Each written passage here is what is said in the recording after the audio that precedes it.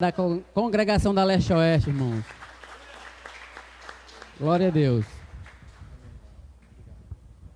Glória a Deus. A paz do Senhor Jesus, amém?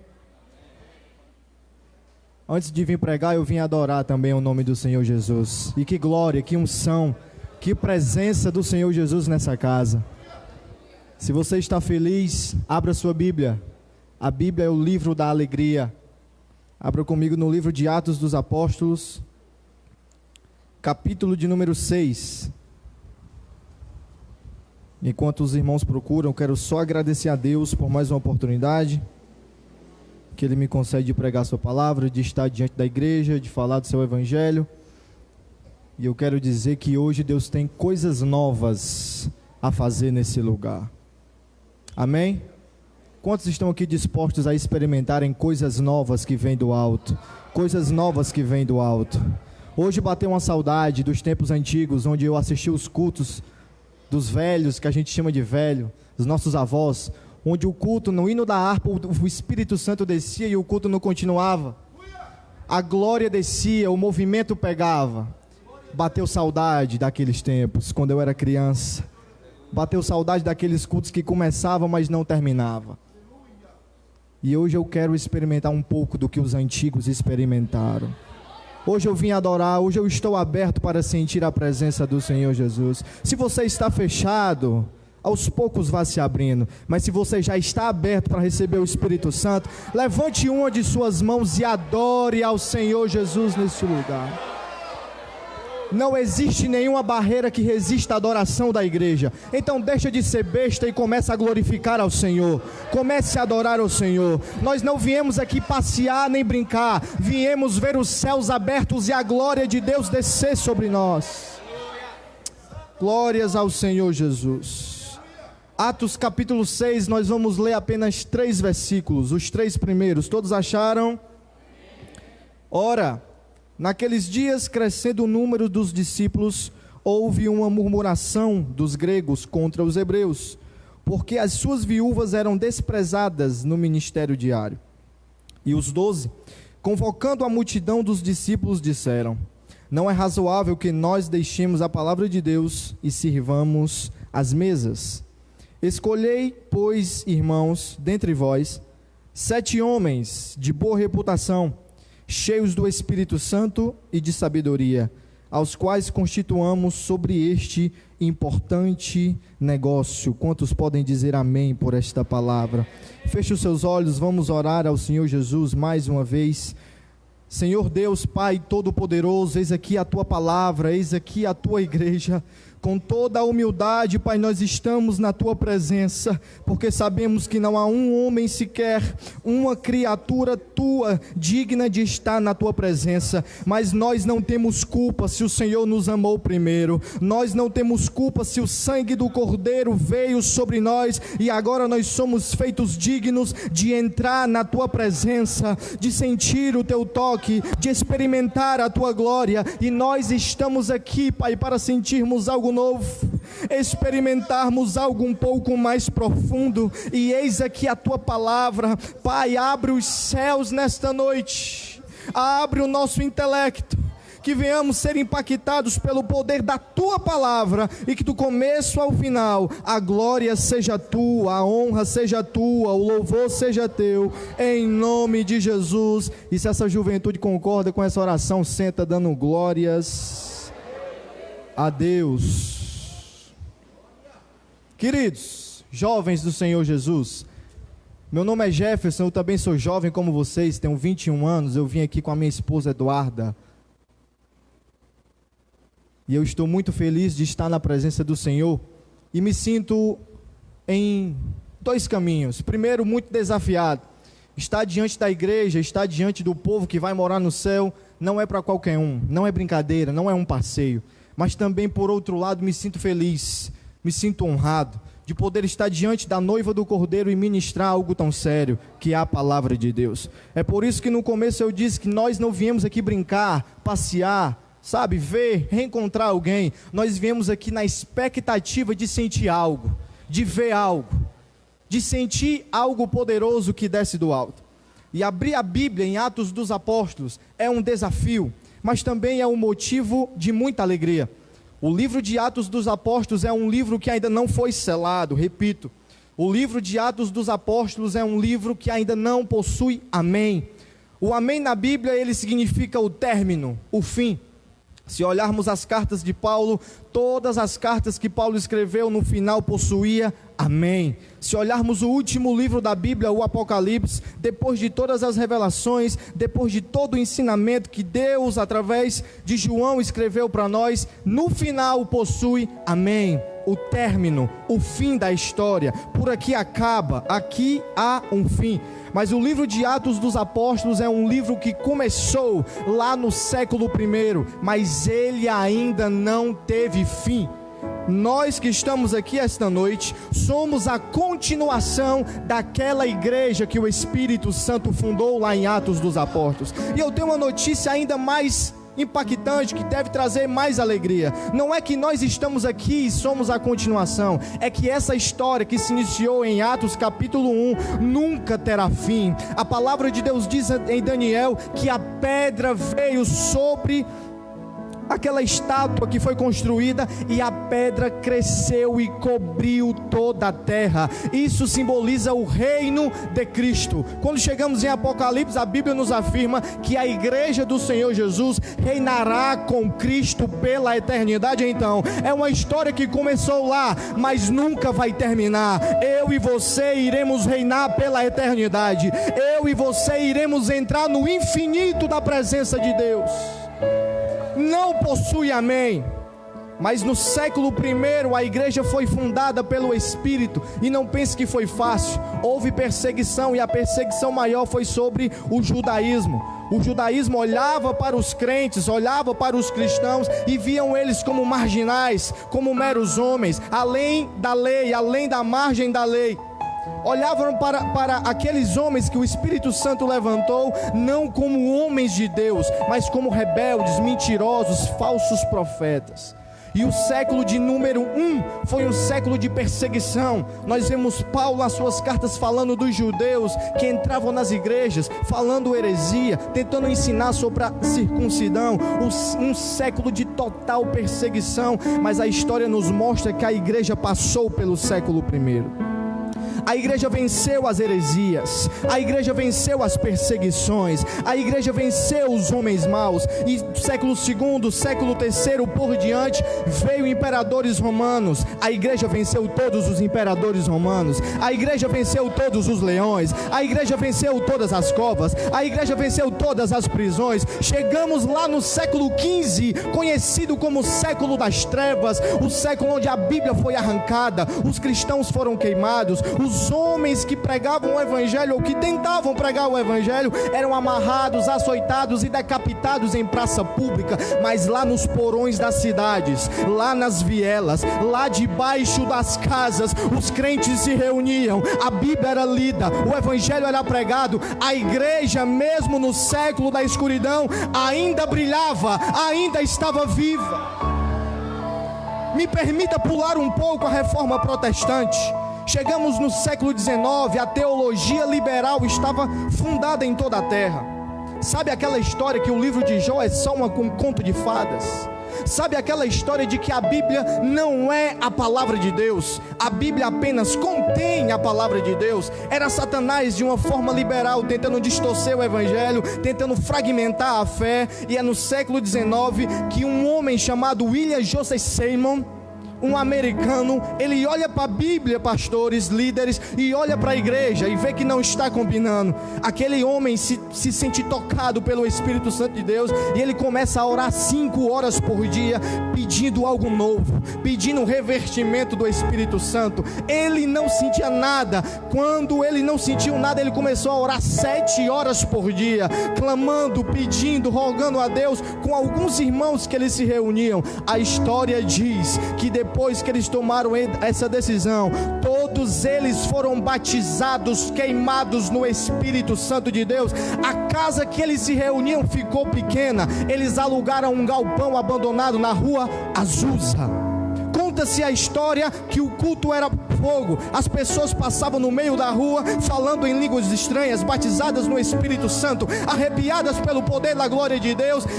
Dois homens ouviram falar do avivamento e foram para a América, Daniel Berg e Gunnar Wing. Lá foram batizados, queimados pelo Espírito Santo. O profeta chegou e disse: eu tenho uma obra para vocês no Pará. Eles lá sabiam onde era o Pará. Belém do Pará, Brasil. Chegaram no Brasil, ficaram numa igreja tradicional, não os ouviram, expulsaram eles. Mas teve uma irmãzinha que ouviu a pregação, e sabe o que é que eles pregaram? De repente veio do céu um som, como um vento veemente e impetuoso, e encheu toda a casa que estavam aceitados. Ela ouviu a pregação, chegou em casa, se ajoelhou e disse: Deus, o pastor disse que é mentira, mas eu não consigo esquecer o que eles pregaram. Se é verdade, Senhor, me queima com o Espírito. Se é mentira, tira da minha mente. A primeira brasileira a falar em línguas estranhas no Brasil, queimada pelo Espírito Santo de Deus. E a partir dali, a igreja começa a crescer. E uma mulher, Maria Rosário de Jesus, vem para o Ceará. Vem para onde? Para o nosso estado do Ceará. Ela chega aqui, e através dela o movimento pentecostal começa a crescer, começa a avançar. Daqui a pouco tem 10, 20, 30, 40, 50 irmãos. Os irmãos que estavam lá em Belém mandam um pastor para cá. O padre ficou doido. Quem são esses hereges? Quem são esses mentirosos? Não tem nem liberação para fazer culto aqui. Vou lá no delegado da cidade. Ele correu para o delegado e disse: vamos lá prender eles. Mandaram eles deporem na delegacia. Não tem autorização, não tem legalização para fazer culto aqui. O delegado olhou para o padre e disse: vamos, mas eu só vou se o senhor for também. Os dois vão até a igreja para o culto.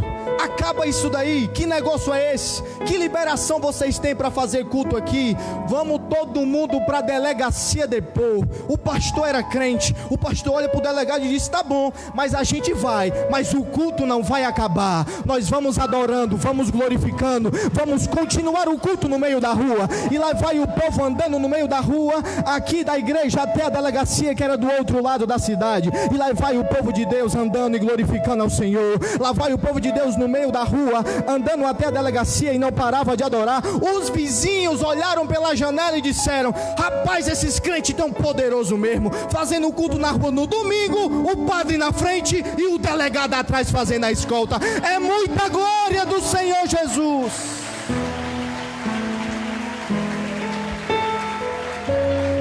Agora eu tenho uma notícia que deve te alegrar ou te assustar. A continuidade é eu e você. A igreja não possui amém, o livro não está selado. Ele te alcançou pela cruz do Calvário, te revestiu com o Espírito Santo, te deu dons e talentos, faz você frutificar, porque nós somos a continuidade da história. Se você se alegra, ergue as suas mãos para adorar o Senhor. Aleluia.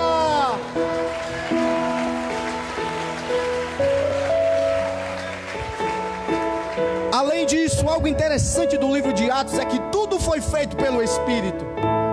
O Espírito Santo era quem guiava, o Espírito Santo era quem fazia. Foi pelo Espírito que em Atos 2 Pedro pregou e quase 3.000 almas se converteram e ainda foram batizadas. Foi pelo Espírito que o diácono que se tornou evangelista, Filipe, pregou para o eunuco e depois sumiu e o eunuco se converteu. Foi pelo Espírito que Paulo e Silas em Atos 16 pregaram por carcereiro, e o carcereiro em toda a sua casa se renderam aos pés de Jesus.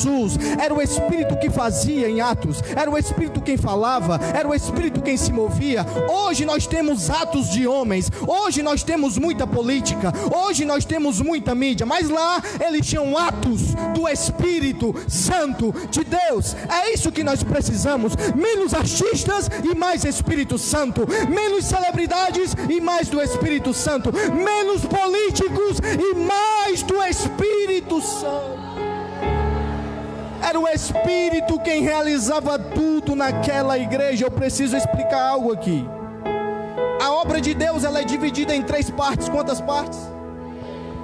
Primeiro, ela é criadora. Deus Pai no Gênesis criou toda a humanidade, criou todos os seres. Mas a sua criação caiu, Adão pecou e consequentemente todos pecaram. É como se fosse uma máquina com defeito que produz sapatos. Todos os sapatos vão ser fabricados com defeito, pois a máquina está com defeito, amém? Então todos os homens que provêm de Adão vêm com defeito, vêm com problema, e o problema se chama pecado. Então a criação de Deus pecou. Vem a segunda parte do plano de Deus. Ele também é redentor.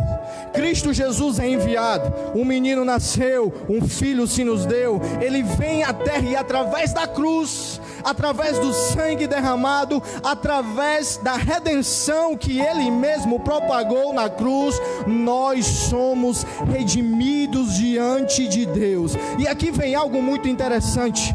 Nesses dias eu estava vendo e aprendi algo maravilhoso. Eu fiquei me perguntando e vi um rapaz pregando e eu me senti assim impactado. Compartilhei até com a minha esposa. Por que feriram a costela de Cristo? Tudo na Bíblia possui um significado. Quando vamos para 1 Coríntios capítulo 15, versículo 45, nós vemos que Paulo ali compara Jesus com Adão. Ele diz que Jesus é o último Adão. Falar de Adão é falar do Gênesis. Voltamos lá para o Gênesis, nós vamos ver que Deus viu que não era bom que Adão estivesse só, e Deus faz cair sobre ele um sono profundo, e através desse sono profundo, ele pega onde? Pega na costela, faz ali uma cirurgia na costela, e da costela de Adão ele forma Eva. Ou seja, da costela de Adão veio Eva, mas da costela de Jesus veio a igreja. Da costela de Adão veio o pecado, mas da costela de Cristo veio eu e você, redimidos pelo sangue. E um dia os portões celestiais abrirão para esta mesma igreja adentrar e morar a eternidade.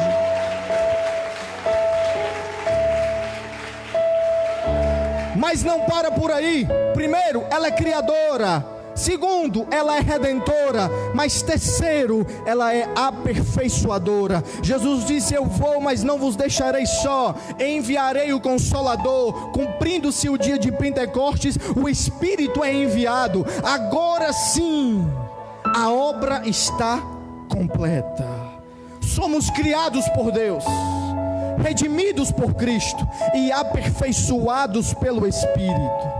Só que existem alguns que ainda estão na segunda fase. Olhe para mim. Imagine que esta blusa é Cristo. Embaixo dela tem o que? Tem o meu corpo, a minha pele, a minha carne, os meus pecados, as minhas mazelas. Mas eu fui coberto por Cristo, estou vestido de Cristo. Mas eu também preciso ser revestido do Espírito Santo. Não basta apenas estar vestido, eu preciso entrar no terceiro grupo, na terceira fase, na terceira etapa de ser revestido pelo Espírito Santo de Deus. Eu não vim dizer que você não é crente, você é crente, mas eu vim dizer que além de ser criado por Deus e além de ser alcançado pela cruz, hoje você precisa ser revestido pelo Espírito para entrar na terceira fase, para entrar na terceira etapa. Se você veio aqui para não fazer nada, fique calado. Mas se você veio aqui na expectativa de entrar na terceira etapa e de ser cheio do Espírito, me dê um sinal de adoração. Me dê um sinal de adoração. Levante suas mãos e glorifique ao Senhor. Não aplauda, não aplauda. Apenas abre a tua boca e diz: me enche Espírito, me enche Espírito Santo, me enche Espírito Santo. Eu quero algo novo do Espírito. Aleluia. Olha para cá. Vamos entrar no texto, amém? Amém? Os 6 primeiros capítulos de Atos dos Apóstolos mostram a realidade da igreja. Repita comigo: a realidade da igreja. Primeiro capítulo, Jesus estava presente e promete o Espírito, e ainda disse: vocês vão ser cheios do Espírito e vão ser minhas testemunhas. Ali no grego significa mártires, vão morrer por mim. Em Jerusalém, em toda a Judeia, em Samaria e até os confins da terra. Então no primeiro capítulo, Jesus estava presente. No primeiro capítulo, o Espírito foi prometido. Chegamos no capítulo 2, o Espírito veio, a glória desceu, almas foram salvas e ainda foram batizadas. Chegamos no capítulo 3, Pedro e João vão orar às 3 horas da tarde. Quando eles estão subindo para o templo para orar, se deparam com o enfermo, curam o enfermo, e através da cura a multidão foi impactada. Eles pregam novamente. Em Atos 3, além da cura, mais pessoas são salvas pela pregação do Evangelho. Até aí, glória a Deus, aleluia. 3 capítulos de poder. Chega no 4, Pedro e João que pregaram foram presos e açoitados publicamente. Chega no 5, Ananias e Safira se corrompem com dinheiro e são mortos dentro da igreja. Cadê o glória a Deus?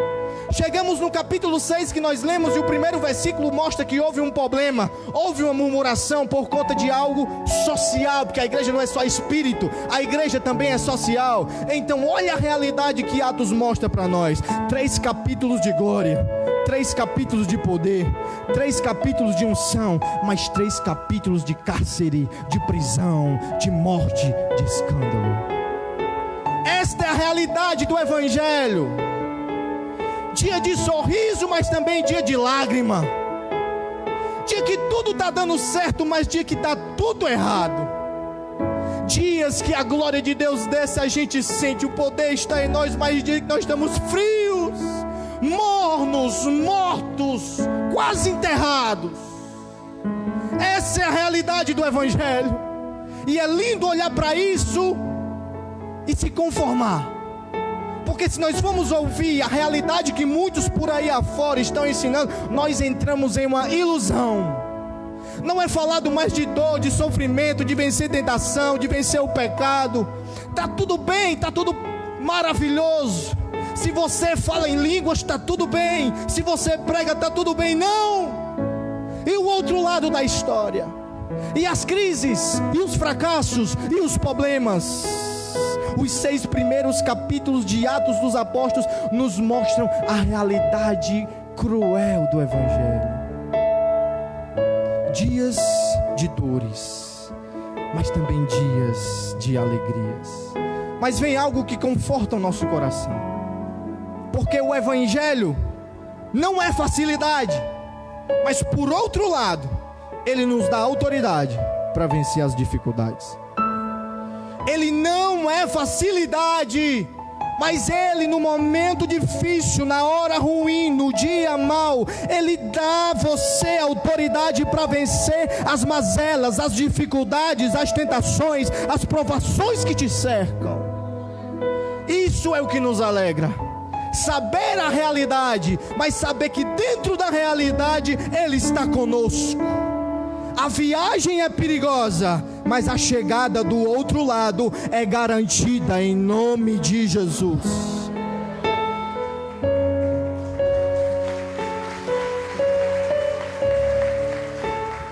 Nessa semana me perguntaram qual é a diferença do pecado que nós crentes cometemos para o pecado que os ímpios cometem. Eu disse: nenhum.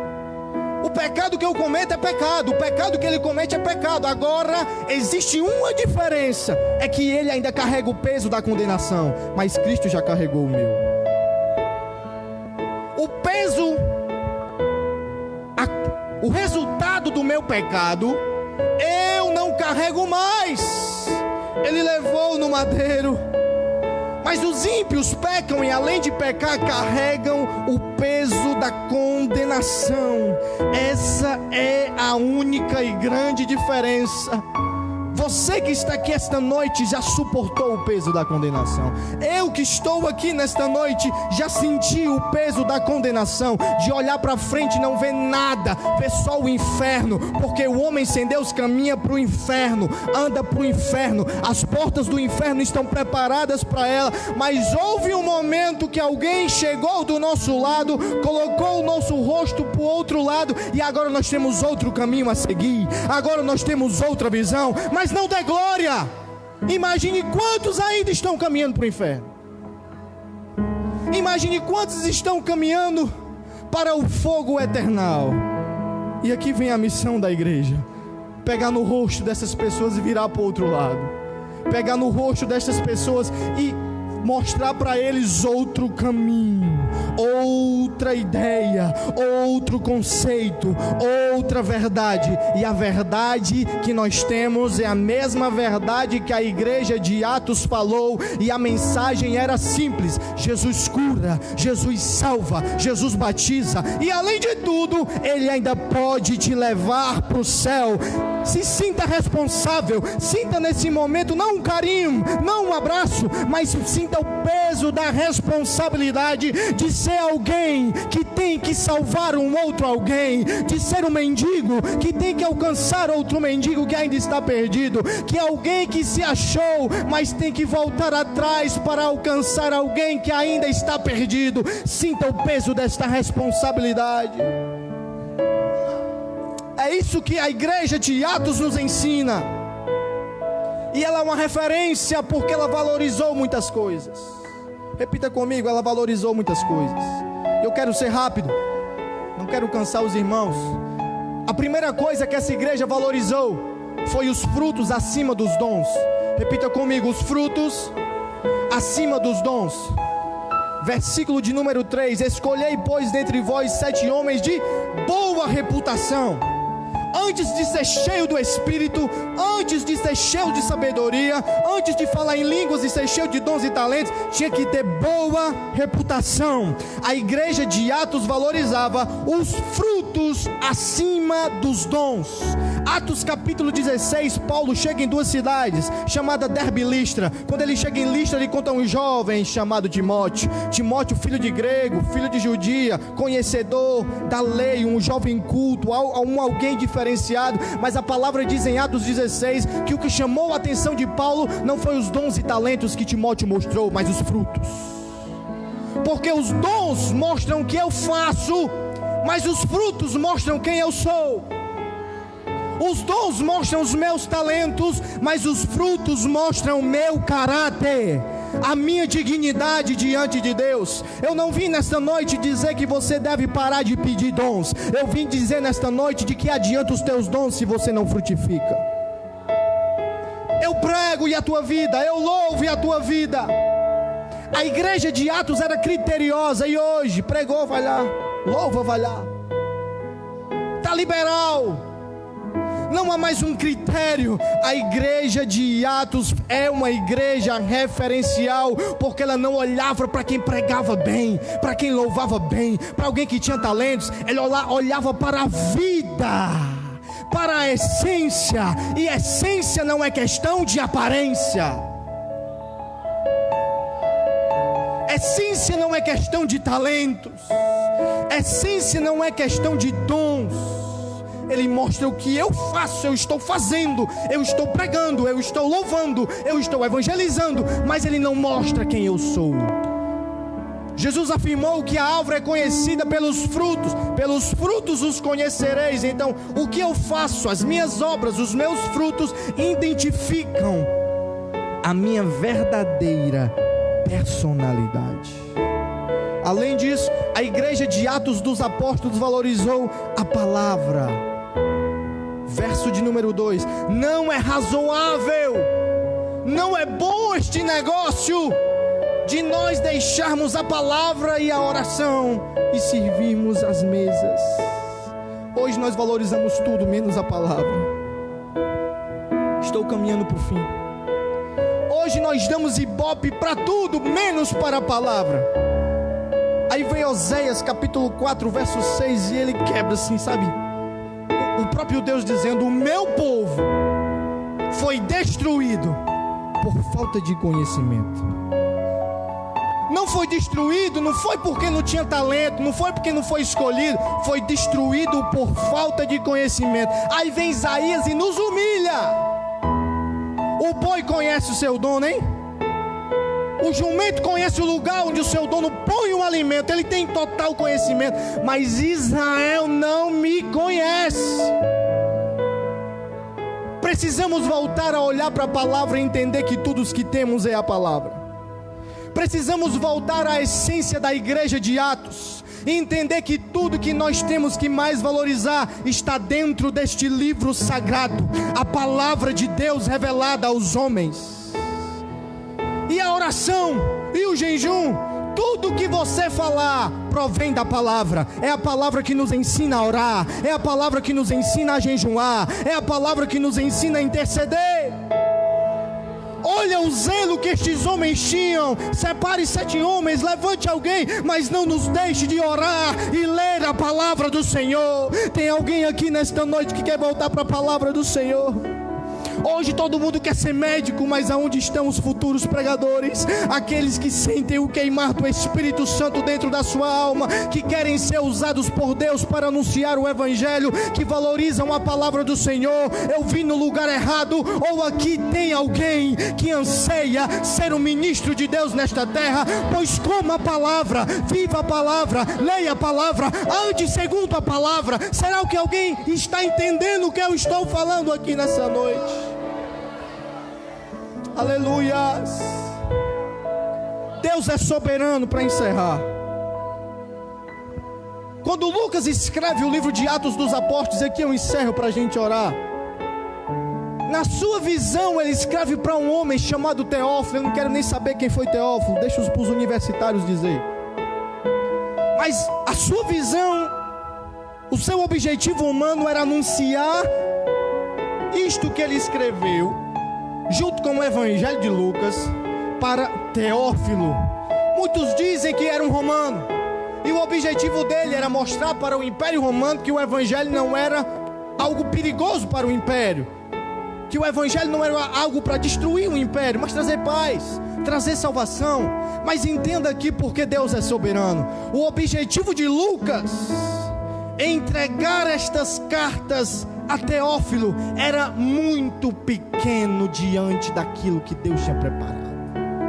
Aquilo que Lucas queria fazer era entregar para um homem, para que este homem pudesse financiar a sua publicação, e pessoas daquela época pudessem ter acesso e saber quem foi Jesus, quem foi Paulo, quem foi Pedro. A visão de Lucas era ali e agora. Mas olha nós aqui, mais de 2000 anos depois, abrindo a Bíblia em Atos dos Apóstolos. Os séculos se passaram, os homens maus tentaram mas o livro ainda está aqui. Deus preservou a sua palavra. Ele vai além do que nós pensamos. Ele foi além do que Lucas planejou. Nesta noite você está clamando pelo teu pai, e Jesus salva a tua mãe e a tua casa. Nesta noite você pede um dom, e Deus te dá 2, 3, 4. Nesta noite a sua mente está daqui 1 ano, Deus já está pensando daqui 10 anos. Nesta noite você está dizendo: me enche que eu quero pregar, me enche que eu quero pregar a tua palavra. Mas o Espírito Santo de Deus já está convertendo as vidas, que daqui 10 anos vão se converter pela tua pregação. Será que alguém entende a soberania de Deus? Será que alguém aqui se alegra pela soberania de Deus? Levante a sua mão e adore ao Senhor Jesus. Levante a sua mão e glorifique ao Senhor Jesus. Você é crente, você não veio aqui brincar, você não veio aqui passear, você veio adorar um Deus que pensa além de você, que projeta maior do que você. Em nome de Jesus, abra o seu coração e pegue essa palavra.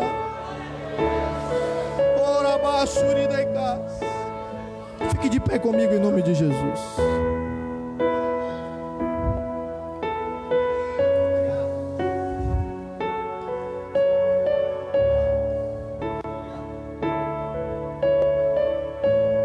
Você pode fechar os seus olhos? Você tem liberdade nesse momento. Você tem liberdade nesse momento. Vou repetir. Você tem toda a liberdade nesse momento.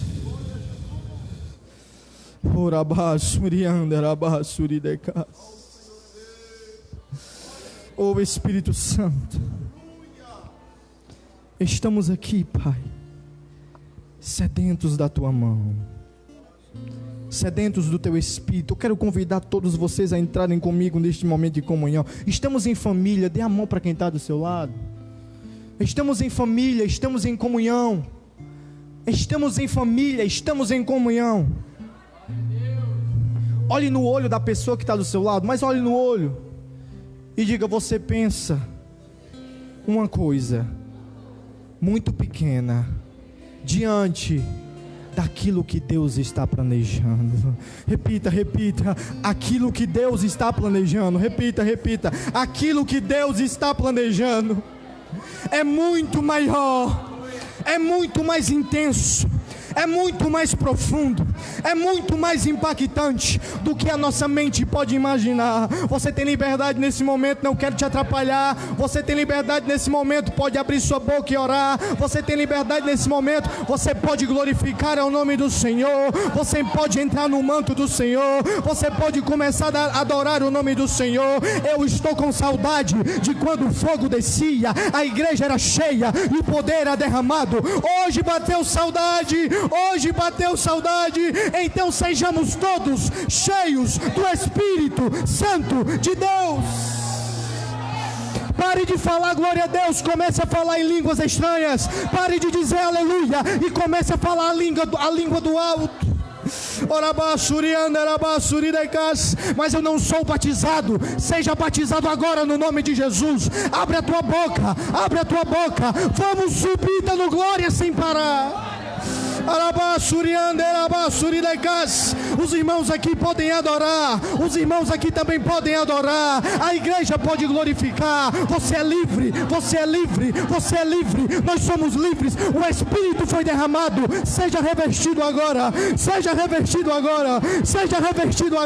Oh Espírito. Espírito que veio no século XIX. Espírito que sustentou a igreja. Espírito lá de Atos 2. Vem agora sobre nós. Estamos clamando pela tua graça, pela tua misericórdia. Não somos nada, mas vem sobre nós agora em nome de Jesus. Oh,